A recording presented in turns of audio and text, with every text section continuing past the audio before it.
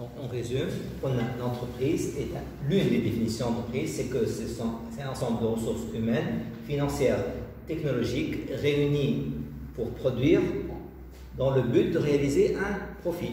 Ça, c'est l'une des définitions de l'entreprise. La comptabilité. La comptabilité va s'intéresser uniquement à quoi? Aux opérations qui ont un impact sur le côté financier. Donc les ressources humaines et les ressources technologiques sont enseignées dans d'autres matières. Ressources humaines, في matière GRH, gestion des ressources humaines.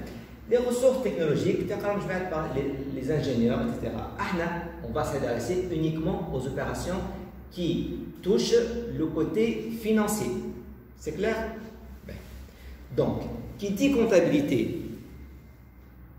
Alors, le bilan, c'est quoi le bilan? Le bilan, c'est un tableau, puis deux parties.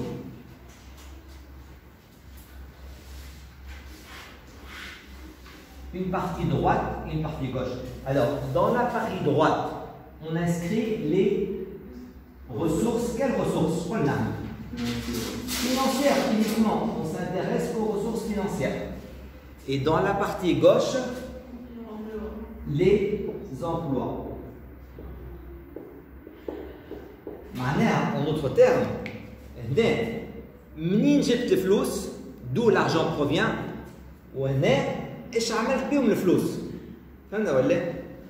c'est clair? Donc, dans la partie gauche, il y a les ressources d'où provient l'argent. Et dans la partie gauche, qu'est-ce qu'on a fait avec l'argent? D'accord?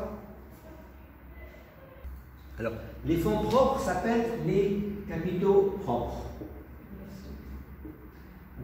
Les dettes s'appellent les passifs. Alors, les capitaux propres sont composés de 5 éléments. 1, 2, 3, 4, 5. Les passifs sont composés de 2 grands groupes.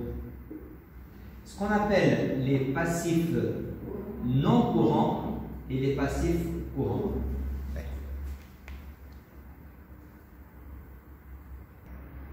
Alors, les capitaux propres sont constitués de ce qu'on appelle le capital social, des réserves, autres capitaux propres et résultats reportés, enfin le résultat de l'exercice. Les passifs, on l'a vu, sont constitués de 2 groupes. Les passifs non courants et grand B, les passifs courants. Les passifs non courants sont, eux, constitués de 3 éléments. 1, 2, 3. Les emprunts, autres passifs financiers et les provisions. Les passifs courants sont eux aussi composés de 3 éléments. 1, 2, 3. Les fournisseurs et comptes rattachés, autres passifs courants, concours bancaires et autres passifs financiers. Quant à l'actif, on a composé d'actifs non courants et d'actifs courants. Les actifs courants sont composés de 2 groupes.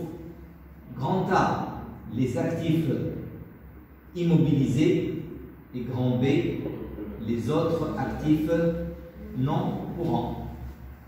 Alors, les actifs immobilisés sont composés de 3 éléments. 1, 2, 3.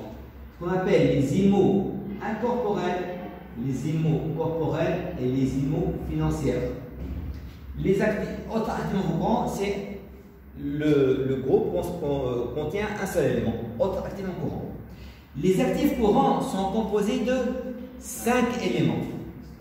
1, 2, 3, 4, 5. Nous avons les stocks, les clients et comptes rattachés, autres actifs courants, placements et autres actifs financiers et enfin liquidité, équivalent de liquidité.